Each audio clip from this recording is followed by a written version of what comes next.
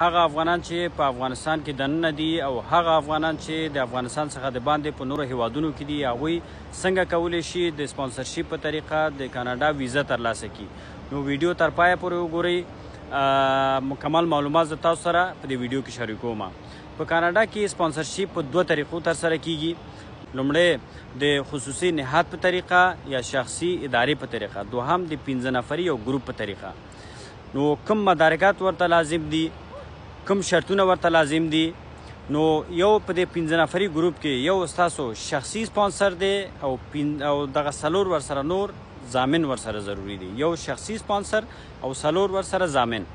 او کوم مدارکات او کوم شرطونه ورته لازم دي، نو دغه 15 واړه دغه کوم 15 نفره چې کوم یو دي، دغه 15 واړه دوی باید د کاناډا دایمي اقامه باید ولري. نو په دې کې دغه ستاسو کوم شخصي سپانسر چې دی باید فل ټایم وظیفه دلته ولري، فل ټایم کار باید ولري. پاتې په دې کې دغه 4 ضامن چې کوم یو دی، په دې کې 2 که پارت ټایم وظیفه هم ولري مشکل نشته.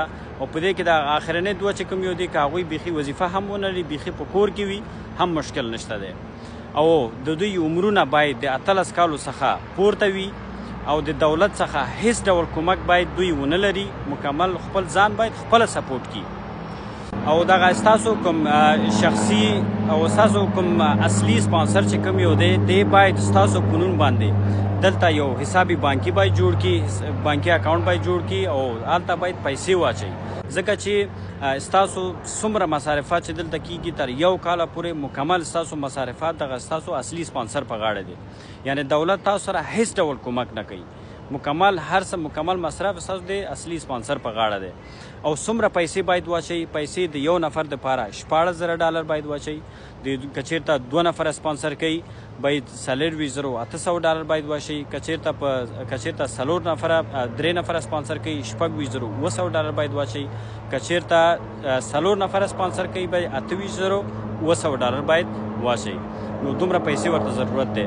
او هغه کسان چې په افغانستان کې دننه دي او غواړي دغه سپانسرشیپ په طریقه باندې راشي، نو هغوی د دوهم مملکت ته باید لاړ شي. ځکه چې دغه پروسه په افغانستان کې دننه نه کیږي.